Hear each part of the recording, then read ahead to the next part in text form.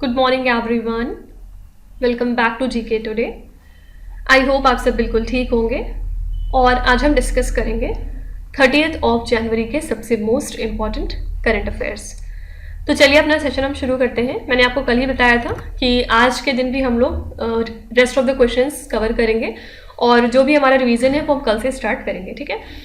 First question है, All India institute of speech and hearing recently seen in the news is inaugurated eight which city of Uttar Pradesh. All India institute of speech and hearing जो आजकल चर्चे में है, हाल ही में उत्तर प्रदेश की कौन से शहर में इनॉग्रेट किया गया है? तो यहाँ पे आपका आंसर हो जाएगा Kanpur, that is a option. हमारे union minister of health and family welfare ने इनॉग्रेट किया है सुपर स्पेशलिटी ब्लॉक को, कहाँ पे? एट GSVM मेडिकल कॉलेज जो कि कानपुर में लाई करता है। और इसी के साथ यहाँ पे नींव रखी गई first state of the art all India institute of speech and hearing satellite centre की नॉर्थ इंडिया के अंदर। तो ये जो सेंटर बनाया जा रहा है कानपुर में, इसका फोकस होगा कि डॉक्टर्स को हम ट्रेन कर सकें और केयर ऑफर कर सकें speech language, pathology, audiology, communication disorder prevention, tele assessment वगैरह की फील्ड में, ठीक है। तो बेसिकली ये एम्फेसाइज करेगा as a comprehensive approach to our health care and education. तो ये जो नया इंस्टीट्यूट है कहाँ पे इनॉग्रेट हुआ है? आंसर है कानपुर, यूपी। नेक्स्ट है, Samalai project which was seen in the news is associated with which Indian state. तो ये प्रोजेक्ट रिलेटेड है उड़ीसा के साथ और यहाँ के चीफ मिनिस्टर करंट में कौन है? मिस्टर नवीन पटनायक। इन्होंने इनॉग्रेट किया इस पर्टिकुलर सामलई प्रोजेक्ट को सांबलपुर में 27 ऑफ जनवरी को, और इसके पहले ये परिक्रमा प्रोजेक्ट ऑलरेडी इनॉग्रेट कर चुके हैं पुरी में, ठीक है। तो स्टेट गवर्नमेंट ने इन्वेस्ट किया है लगभग 200 करोड़ रुपए इन दिस प्रोजेक्ट और ये फैला होगा टोटल 40 एकड़ की लैंड में, और इसके थ्रू फोकस किया जाएगा ब्यूटिफिकेशन एंड डेवलपमेंट के ऊपर ऑफ द मां सामलेश्वरी टेम्पल जो कि वेस्टर्न ओडिशा में लाई करता है। इस इनिशिएटिव के तहत एक हेरिटेज कॉरिडोर बिल्ड किया जाएगा, एमिनिटीज प्रोवाइड की जाएंगी पिलग्रिम्स के लिए और टेम्पल एक्सेस काफी ज्यादा इंप्रूव किया जाएगा, साथ ही महानदी रिवर फ्रंट डेवलपमेंट का भी निर्माण हो जाएगा, ठीक है। तो सांबलई प्रोजेक्ट कौन से स्टेट से रिलेटेड है? आंसर है उड़ीसा। यहाँ पे आपसे दूसरा क्वेश्चन ये भी पूछा जा सकता है कि परिक्रमा प्रोजेक्ट भी किस स्टेट से रिलेटेड है? आंसर है उड़ीसा। देखिए, इसके अलावा इंडियन नेवी ने हाल ही में लॉन्च किया है LSAM-19। ये क्या है? बेसिकली ये 5th बार्ज है in the 11 ACTCM barge project, ठीक है। तो ये मैन्युफैक्चर किया है MSME shipyard Suryadipta projects private limited ने, और ये वर्सेटाइल बार्ज है जिससे कि नेवी की कैपेबिलिटीज इनहैंस होंगी with ammunition and different missile, और इन बार्ज को बिल्ड किया जा रहा है अंडर अ मार्च 2021 एग्रीमेंट जो कि साइन हुआ था between ministry of defence and Suryadipta project. तो इसके थ्रू इंडिया का जो मेक इन इंडिया इनिशिएटिव है उसको काफी ज्यादा इन्हांसमेंट मिलेगा एक तरह से, और ये सपोर्ट करता है efficient transportation and deployment of articles and ammunition for navy ships. तो सिंपली बस आपसे ये पूछा जा सकता है कि LSAM-19 जिसको आप यार्ड 129 के नाम से भी जानते हैं, जो आजकल चर्चे में है, इसको किस आर्म्ड फोर्स ने लॉन्च किया है? तो याद रखिएगा यहाँ पे आंसर है इंडियन नेवी, ओके। नेक्स्ट है, Kaushal Bhavan which was seen in the news is associated with which ministry. Kaushal Bhavan जो आजकल चर्चे में है कि किस मिनिस्ट्री के साथ रिलेटेड है? तो यहाँ पे आंसर है ministry of skill development and entrepreneurship. हमारी इंडिया की प्रेसिडेंट द्रौपदी मुर्मू ने इनॉग्रेट किया है कौशल भवन को, जो कि सिंबलाइज करता है इंडिया के कमिटमेंट को to empower the youth through imparting different skill, और ये अलाइन करता है हमारे प्राइम मिनिस्टर नरेंद्र मोदी के स्किल इंडिया मिशन के साथ, ठीक है। तो ये basically ministry of skill development and entrepreneurship का इनिशिएटिव है। इसका एम है यूथ की एस्पिरेशंस को कैटलाइज करना, स्किल्ड फ्यूचर को फॉस्टर करना, और इसको अटेंड किया हमारे यूनियन मिनिस्टर श्री धर्मेंद्र प्रधान ने, साथ ही कुछ और डिग्निटरीज भी इस दौरान मौजूद थे।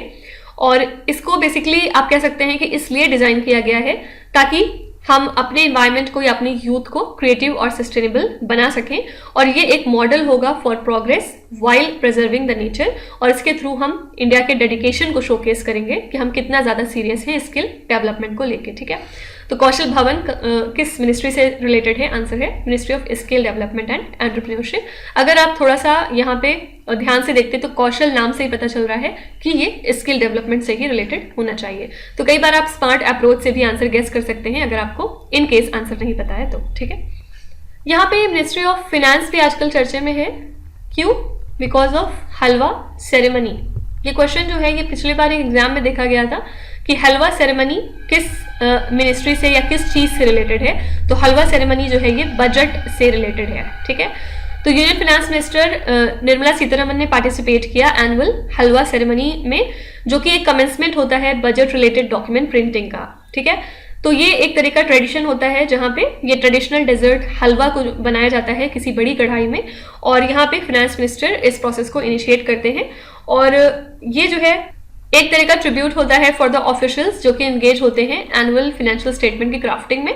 और पोस्ट सेरेमनी जो ऑफिशियल्स होते हैं वो लॉक इन पीरियड में एंटर कर जाते हैं। ये क्या होता है, इसमें बेसिकली खुद को आइसोलेट करना होता है ताकि जो बजट डॉक्यूमेंट की कॉन्फिडेंशियलिटी है वो मेंटेन हो सके अंटिल इट्स प्रेजेंटेशन। ठीक है, तो हलवा सेरेमनी हमेशा याद रखिएगा किस चीज से रिलेटेड है। आपको डिफरेंट ऑप्शन दिए जा सकते हैं, budget, economic survey, Fit India programme, Republic Day, कुछ भी करके ऐसे, लेकिन करेक्ट आंसर यहाँ पे होगा बजट।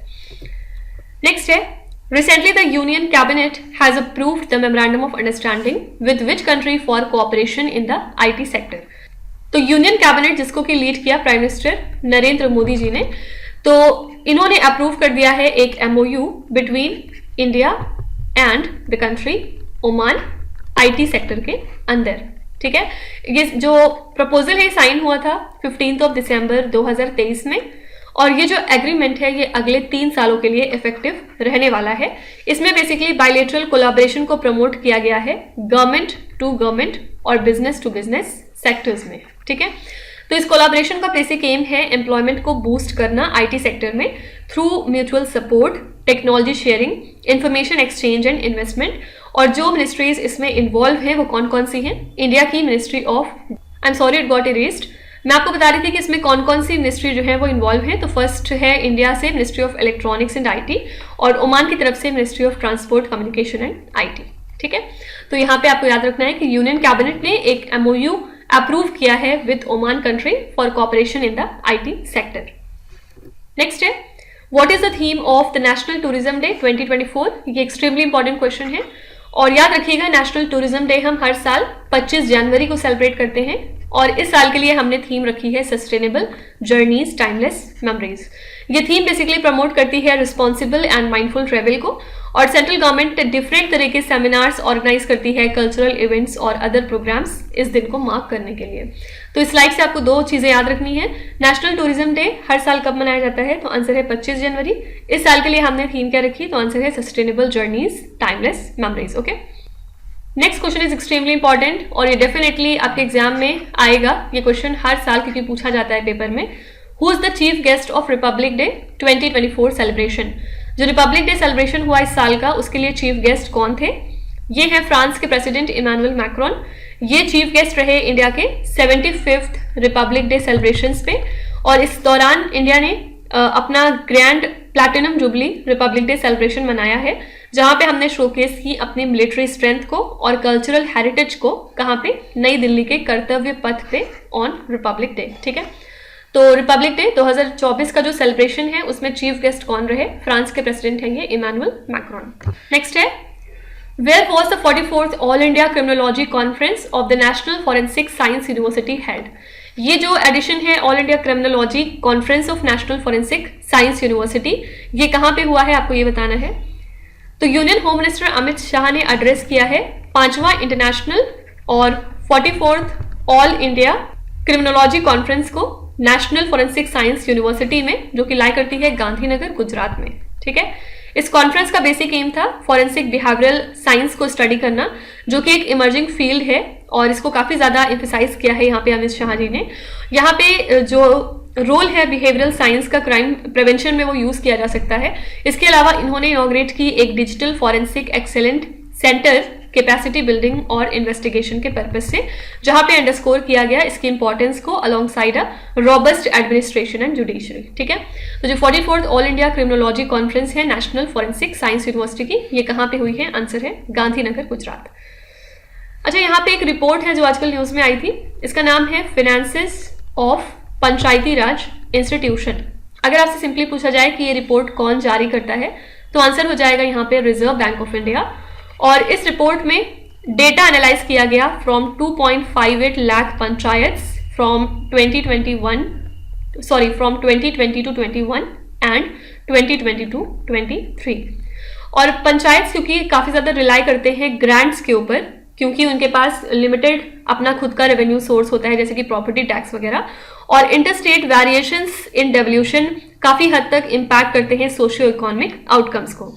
तो जो इनकंसिस्टेंट डेटा है वो काफी ज्यादा चैलेंज पोज कर रहा है कि हम फिजिकल हेल्थ को प्रॉपरली एग्जामिन नहीं कर पा रहे हैं। और इसके अलावा जो पंचायती राज इंस्टीट्यूशंस हैं वो काफी स्ट्रगल करते हैं with local tax revenue generation, क्योंकि इनके पास लिमिटेड टैक्स बेस होती है, साथ ही इनके कुछ एडमिनिस्ट्रेटिव इश्यूज हैं और अनक्लियर गाइडलाइंस हैं। तो रेवेन्यू सोर्सेज में सेंट्रल और स्टेट गवर्नमेंट के ग्रांट्स आते हैं और पीआरआईज के पास अथॉरिटी है कि वो टैक्स और फीस को इम्पोज कर सकते हैं। ठीक है, तो अगर आपसे सिंपली पूछा जाए कि finances of Panchayati Raj institutions report जो आजकल चर्चे में थी, इसको किस इंस्टीट्यूशन ने जारी किया, तो याद रखिएगा रिजर्व बैंक ऑफ इंडिया ने। नेक्स्ट है, recently India surpassed which country to become the 4th largest equity market globally. तो हाल ही में इंडिया ने ओवरटेक कर लिया है हांगकांग कंट्री को और अब इंडिया हो चुकी है 4th लार्जेस्ट इक्विटी मार्केट। इसी के साथ हमारी टोटल मार्केट वैल्यू है $4.33 ट्रिलियन। ठीक है, हांगकांग की कितनी रही? $4.29 trillion. Leading global stock markets की यहाँ पे बात करें तो यूएस, चाइना और जापान टॉप 3 पोजीशन पे आते हैं।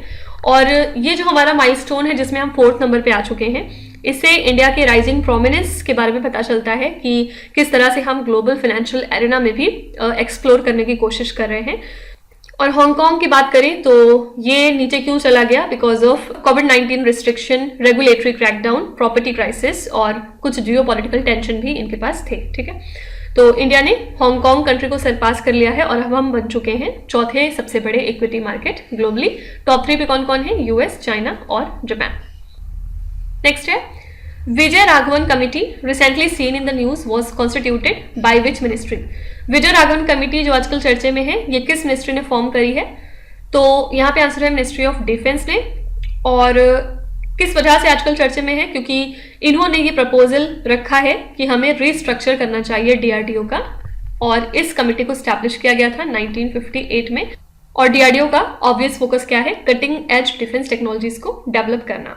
तो सिंपली याद रखिएगा विजय राघवन कमेटी किस मिनिस्ट्री के अंतर्गत फॉर्म की गई थी? आंसर है मिनिस्ट्री ऑफ डिफेंस। यहाँ पे बी ऑप्शन है मिनिस्ट्री ऑफ होम अफेयर्स। ये भी आजकल न्यूज में आई थी। किस वजह से? क्योंकि पंजाब और वेस्ट बंगाल ने मिनिस्ट्री ऑफ होम अफेयर्स के एक अनाउंसमेंट को चैलेंज किया था, और ये इनका चैलेंज था कि जो सेंट्रल गवर्नमेंट का डिसीजन है to expand the Border security force के ऑपरेशनल जुरिस्डिक्शन को फ्रॉम 15 किलोमीटर्स टू 50 किलोमीटर्स, ये गलत है। ठीक है, और इनका मानना है कि ये जो मूव है बीएसएफ को बढ़ाने का, ये वॉयलेट करता है फेडरल प्रिंसिपल्स को और एनक्रोच होता है on state law and order powers. तो बीएसएफ की बात करें तो उसको स्टैब्लिश किया गया 1965 में after the India Pakistan war, और ये एक वाइटल पार्ट है इंडिया के सिक्योरिटी अपरेटस का। ये ऑपरेट होता है under ministry of home affairs. ठीक है, तो प्रेजेंट में अगर बात करें तो यहाँ पे 2 लाख से भी ज्यादा पर्सनल मौजूद हैं और प्राइमरीली ये डिप्लॉय करता है in along the borders with Pakistan and Bangladesh. यहाँ पे इंडो पाकिस्तान इंटरनेशनल बॉर्डर भी इंक्लूडेड होता है, साथ ही इंडो बांग्लादेश इंटरनेशनल बॉर्डर भी आता है इसमें। तो अगर आपसे पूछा जाए कि बीएसएफ क्योंकि आजकल चर्चे में है, तो बताइए किस मिनिस्ट्री से रिलेटेड है? यहाँ पे आपका आंसर हो जाएगा ministry of home affairs. Next है, Salar Jung museum which was seen in the news is located in which Indian city. ये जो म्यूजियम है ये कहाँ पे लाई करता है? तो आंसर है यहाँ पे हैदराबाद। यूनियन कल्चर और टूरिज्म मिनिस्टर कौन है? मिस्टर जी किशन रेड्डी। इन्होंने अनवील किए हैं 5 नई गैलरीज हैदराबाद के सलारजंग म्यूजियम में, और यहाँ पे इन्होंने प्रेस किया म्यूजियम के एफर्ट्स को कि किस तरह से ये मॉडर्नाइज करने की कोशिश कर रहे हैं और अपनी पुरानी गैलरीज को रीऑर्गेनाइज कर रहे हैं, साथ ही नए कलेक्शन को इंट्रोड्यूस करा रहे हैं। तो इंडियन के जो स्कल्पचर गैलरी है उसमें टोटल 40 स्कल्पचर्स आते हैं जो कि 2nd सेंचुरी बीसी के हैं, और इसके अलावा बिद्री वेयर गैलरी जो है वो फीचर करती है 300 यूनिक ऑब्जेक्ट लाइक हुक का बेसिस। ठीक है, तो यहाँ पे आपको याद रखना है कि सलारजंग म्यूजियम की लोकेशन क्या है? आंसर है हैदराबाद। नेक्स्ट है, how many Padma awards were approved by the president for conferment on the eve of the 75th Republic day. तो इस साल कितने पद्मा अवार्ड्स जो हैं अप्रूव हुए हैं? तो आंसर है 132। 2024 में प्रेसिडेंट ने अप्रूव किए हैं conferment of 132 Padma awards on the eve of Republic day. और इसका जो सेग्रीगेशन है वो जरूर याद रखिएगा, इसमें 5 पद्म विभूषण थे, 17 पद्म भूषण थे और 110 जो है वो पद्म श्री अवार्ड्स थे। तो इसके थ्रू हम रिकॉग्नाइज करते हैं एक्सेप्शनल कॉन्ट्रीब्यूशंस को इन अक्रॉस डिफरेंट फील्ड्स। ठीक है, तो इस लिस्ट में डिफरेंट इंडिविजुअल्स हैं, डिफरेंट बैकग्राउंड से, और इसमें 9 अवॉर्डीज हैं from the category of foreigners, NRI, PIO and OCI. Okay, तो इस साल कितने पद्मा अवार्ड्स डिस्ट्रीब्यूट हुए हैं? 132। इनका जो सेग्रीगेशन है आपके एग्जाम में पूछा गया है कई बार पहले भी, तो इसको याद रखिएगा। 5 पद्म विभूषण थे, 17 पद्म भूषण थे और इसके अलावा 110 पद्म श्री थे। Which 2 BSF personnel were awarded the President's Medal for Gallantry posthumously on the eve of the 75th Republic Day? यहाँ पे आंसर हो जाएगा Sanwala Ram Bishnoi and Shishupal Singh. 2 border security force के पर्सनल हैं ये, और इनका देहांत हो गया था कॉन्गो कंट्री में 2022 में। बेसिकली इनको किल किया गया था और इनको अब पोस्टमसली अवार्ड दिया जा रहा है प्रेसिडेंट्स मेडल फॉर गैलेंट्री का on the 75th Republic day. तो इनको ऑनर किया जा रहा है इनके एक्सेप्शनल कंट्रीब्यूशन के लिए to the peacekeeping during the United Nation Organization Stabilization Mission in Democratic Republic of Congo. तो 277 जो गैलेंट्री अवार्ड्स थे उनमें 119 थे ऐसे थे जिनको कि दिया गया ऐसे पर्सनल्स को जो कि लेफ्ट विंग एक्सट्रीमिज्म से रिलेटेड हैं, और 133 ऐसे हैं जो कि सर्व कर रहे थे जम्मू एंड कश्मीर में। ठीक है, तो यहाँ पे आंसर है सनवाला राम बिश्नोई एंड शिशुपाल सिंह। इसके अलावा प्रेसिडेंट ऑफ इंडिया ने अप्रूव किया है जीवन Raksha Padak series of awards 2023, total 31 individuals के लिए। इसमें 3 जो है वो पोस्थमस अवार्डीज भी हैं, और इन अवार्ड्स के थ्रू रिकॉग्नाइज किया गया meritorious act of saving lifes को, जिसमें कि सर्वोत्तम जीवन रक्षा पदक है, इसमें 3 रेसिपिएंट्स हैं, उत्तम जीवन रक्षा पदक है, इसके 7 रेसिपिएंट हैं, और जीवन रक्षा पदक है, इसके 21 रेसिपिएंट्स ओवरऑल हैं। तो अगर आपसे पूछा जाए कि कितने इंडिविजुअल्स हैं जिनको ऑनर किया गया with the Jeevan Raksha Padak series of award, तो आंसर हो जाएगा यहाँ पे 31। नेक्स्ट है which ministries collaborated to organise the Veer Gatha 3.0 event in new Delhi? कौन सी 2 मिनिस्ट्रीज हैं जिन्होंने कोलैबोरेट किया वीर गाथा 3.0 इवेंट को ऑर्गेनाइज करने के लिए नई दिल्ली में? ये 2 मिनिस्ट्री हैं, ministry of defence and ministry of education. कौन है हमारे डिफेंस मिनिस्टर? राजनाथ सिंह, और हमारे एजुकेशन मिनिस्टर हैं धर्मेंद्र प्रधान। इन्होंने ऑनर किया है 100 स्कूल स्टूडेंट्स को एज सुपर 100 विनर्स ऑफ वीर गाथा 3.0 नई दिल्ली के अंदर, और ये अवार्ड था पार्ट हमारे रिपब्लिक डे सेलिब्रेशंस का। ठीक है, इसके थ्रू हमने स्टूडेंट्स को रिकॉग्नाइज किया for their contribution in various categories, और इस प्रोजेक्ट का एम था अवेयरनेस इंस्टिल करना और appreciation for armed forces sacrifices, जहां पे इन्होंने अट्रैक्ट किया record breaking participation of 1.36 crore students from over 2.42 lakh schools between 13th of July and 30th of September this year। ठीक है, तो कौन सी 2 मिनिस्ट्रीज हैं जिन्होंने कोलैबोरेट किया to organise the Veer Gatha 3.0 event? Answer is defence ministry and education ministry. Next है recently PM Modi unveiled the development projects worth over 19,100 crore rupees at which district of Uttar Pradesh? तो prime minister Narendra Modi ने इनॉग्रेट किए हैं development project जिनकी लागत है 19,100 crore rupees in Bulandshahr in UP. ठीक है, इस प्रोजेक्ट में डिफरेंट चीजें आती हैं, जैसे कि 173 किलोमीटर्स की एक double line electrified section create की जाएगी on the dedicated freight corridor between the New Khurja and the New Rewari. ठीक है, और गुड्स ट्रेन्स को फ्लैग ऑफ किया गया है थ्रू अ वीडियो कॉन्फ्रेंसिंग। इसके अलावा प्राइम मिनिस्टर मोदी जो है वो इनॉग्रेट कर रहे हैं एक रेल लाइन जो कि कनेक्ट करेगी मथुरा पालवाई को चिपियाना बुजुर्ग दादरी सेक्शन के साथ। इसके थ्रू रेल कनेक्टिविटी को इन्हांस किया जाएगा between the national capital and southern west and eastern India. ठीक है, तो यहाँ पे प्राइम मिनिस्टर मोदी ने अनवील किए हैं डेवलपमेंट प्रोजेक्ट्स को बुलंदशाह में, जो कि यूपी में लाई करता है। नेक्स्ट है magnetometer boom which was seen in the news is associated with which mission? तो यहाँ पे ये रिलेटेड है आदित्य L1 के साथ। इसरो ने अनाउंस किया है कि सक्सेसफुल डिप्लॉयमेंट हो चुका है 6 मीटर मैग्नेटोमीटर बूम का on Aditya L1 satellite at Lagrange point, और इस बूम में total 2 advanced flux gate magnetometer sensors लगे हुए हैं जो कि इंटरप्लैनेटरी मैग्नेटिक फील्ड्स को मेजर करेंगे स्पेस के अंदर, और इनको प्लेस किया गया है 3 and 6 मीटर्स पे फ्रॉम द स्पेसक्राफ्ट ये जो है मिनिमाइज करता है spacecraft generated magnetic field impact को, ठीक है। तो इससे जो है एक्यूरेट मेजरमेंट हमें मिलेगा। साथ ही जो डुअल सेंसर है सेटअप है, इसका बेसिक पर्पस है प्रिसाइज एस्टिमेशन चीज़ों का और साइंटिफिक डेटा कलेक्शन को इन्हांस करना, ठीक है। तो मैग्नेटोमीटर बूम जो आजकल चर्चे में है, ये किस मिशन से रिलेटेड है? Answer is Aditya L1। Next है recently who has been conferred the prestigious freedom of city of London award. ये अवार्ड किसको दिया गया हाल ही में? यहाँ पे आंसर है डी ऑप्शन, अजीत मिश्रा। ये एक डिस्टिंग्विश्ड इंडिया बॉर्न लॉयर है इन द यूके। इन्होंने रिसीव किया prestigious freedom of the city of London award अपने रिमार्केबल कॉन्ट्रीब्यूशंस के लिए to the legal and public life. और साथ ही ये फाउंडर एंड चेयर है यूके इंडिया लीगल पार्टनरशिप के लिए।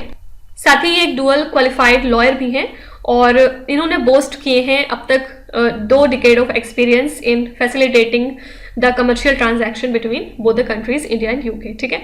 तो freedom of city of London award दिया गया है अजीत मिश्रा को, क्योंकि ये इंडिया बॉर्न लॉयर है इसलिए ये जो अवार्ड है ये इंपॉर्टेंट हो जाता है, ठीक है। अगला क्वेश्चन है Palhassi irrigation project recently seen in the news is the irrigation project of which Indian state? तो इरिगेशन डिपार्टमेंट ने इनिशिएट किया है 3rd phase test run for the Pazhassi irrigation project, जिसका एम है वाटर सप्लाई को restore करना जो कि हाल्टेड है सिंस 2008। तो जो कैनल शटर्स हैं उनको 31 जनवरी को ओपन कर दिया जाएगा और ये कवर करेगा रेनोवेटेड मेन कैनल को और माही ब्रांच कैनल को। तो ये जो टेस्ट है बेसिकली एग्जामिन करेगा कैनल की कंडीशंस को, जहां पे पब्लिक अवेयरनेस के ऊपर ज्यादा एम्फेसिस होगा हमारा, ताकि जो डेजिग्नेटेड सेक्शंस हैं ड्यूरिंग वाटर रिलीज उनको हम अवॉइड कर सकें। साथ ही कॉपरेशन जरूरी है लोकल अथॉरिटीज का भी, वॉलंटरी ऑर्गेनाइजेशन और रेसिडेंट्स का। इसके लिए एक विजिलेंस कमेटी बैठाई गई है जो कि इन कंसर्न्स को एड्रेस करेगा और कलेक्टिव रिस्पॉन्सिबिलिटी एंश्योर करेगा फॉर द प्रोजेक्ट सक्सेस, ठीक है। तो पैलहैसी इरिगेशन प्रोजेक्ट किसका है? Your answer is a option, that is Kerala. Last question है Recently, which country of South America declared a state of emergency due to forest fire? कौन सी country है South America की जिसने इमरजेंसी अनाउंस कर दी है बिकॉज ऑफ फॉरेस्ट फायर? ये कंट्री है कोलंबिया।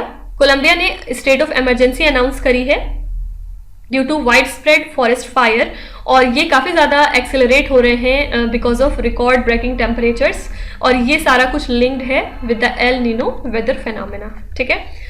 तो अब तक इन्होंने हंड्रेड्स ऑफ फायर्स को बुझा दिया है, लेकिन फिर भी अभी 25 से भी ज़्यादा ऐसी फायर्स हैं जो रेज पे हैं और इमरजेंसी मेजर्स लिए जा रहे हैं to allocate the fund swiftly और सीवियर इम्पैक्ट जो इसका हो रहा है नेचुरल रिसोर्सेज के ऊपर उसको एड्रेस करने के लिए। तो कंट्री की जो म्युनिसिपैलिटीज हैं उसमें से 50% जो है वो रेड अलर्ट पे आ चुकी हैं because of this accelerating threat of fire, okay.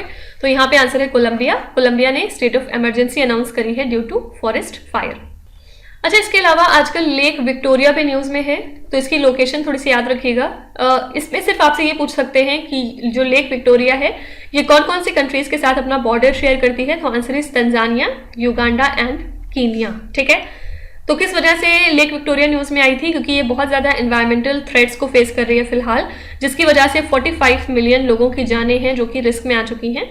और खास बात क्या है लेक विक्टोरिया की? ये अफ्रीका की सबसे बड़ी लेक है, अफ्रीकाज लार्जेस्ट लेक, साथ ही दुनिया की 2nd largest fresh water lake है। ये दोनों पॉइंट्स याद रखिएगा, अफ्रीका की सबसे बड़ी लेक है और दुनिया की 2nd largest fresh water lake है, इसी वजह से न्यूज़ में है, ठीक है। तो कौन कौन सी कंट्रीज के साथ ये अपना बॉर्डर शेयर करती है? Tanzania, Uganda and Kenya. तो इसी के साथ हमने आज के सभी इंपॉर्टेंट करंट अफेयर्स को कवर कर लिया। जो कुछ भी हमारा छूटा था वो आज यहाँ पे कवर हो चुका है। कल से हम लोग अपना वापस से रिवीजन सेशन स्टार्ट करेंगे और रिवीजन करते हुए फिर आगे बढ़ेंगे। आई होप कि आपने सेशन को एंजॉय किया होगा और आप देख रहे होंगे कैसे बैक टू बैक हमने लगातार क्वेश्चंस किए बहुत सारे। तो इन क्वेश्चंस को अच्छे से पढ़िए, एक बार फिर से रिवाइज करिए अगर आपको समझ में नहीं आया। कोई डाउट है अगर आपके पास तो आप कमेंट्स में पूछ सकते हैं और अगर आप कोई रिव्यू देना चाहते हैं तो वो भी आप कमेंट्स में मेंशन कर दीजिएगा। हमारी टीम डेफिनेटली कोशिश करेगी उसको इम्प्लीमेंट करने की। चलिए फिर आपके क्विज पे चलेंगे, जहाँ पे स्क्रीन पे आपको 5 क्वेश्चंस दिखाई दे रहे होंगे कि क्वेश्चंस ऑलरेडी हम पीछे कहीं ना कहीं डिस्कस कर चुके हैं। अब यहाँ पे आपकी टर्न है इनका आंसर बताने की, तो वीडियो को पॉज करके हर क्वेश्चन को ध्यान से आपको पढ़ना है और इसमें से आपको जितने भी आते हैं आप उनका जवाब कमेंट्स में मेंशन कर सकते हैं और जो नहीं आते उसके लिए बिल्कुल भी परेशान होने की जरूरत नहीं है। विथ टाइम डेफिनेटली आपका स्कोर इंप्रूव करेगा, बस आपको हमारे साथ कंसिस्टेंट और परसिस्टेंट रहने की ज़रूरत है। So that's it for today. I hope you have like the session. आज का सेशन आपको कैसा लगा आप ज़रूर बताइएगा कमेंट्स में। साथ ही साथ आपका कोई भी रिव्यू है, फीडबैक है या फिर सजेशन है तो वो भी आप हमें बता सकते हैं। हमें जानकर खुशी होगी और हम पूरी कोशिश करेंगे उसको इम्प्लीमेंट करने की। तो कल फिर हम मिलेंगे सेम टाइम सेम जगह कल के करंट अफेयर्स के साथ। Till then stay tuned. Thank you so much for watching, and please do not forget to subscribe to GK Today. With this, Meenuz Hadsana signing off.